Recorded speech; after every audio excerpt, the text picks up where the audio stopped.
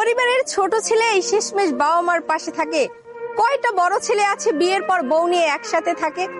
সংসারে হাল ধরে বড়রা মাঝপথে দেয় ছেড়ে। ছোট ছেলের স্বপ্নগুলো বাস্তবতা নেয় কেড়ে। ছোটদের কষ্টগুলো ছোটরাই জানে, বড়রা কি কখনো বুঝবে এই কষ্টের মানে?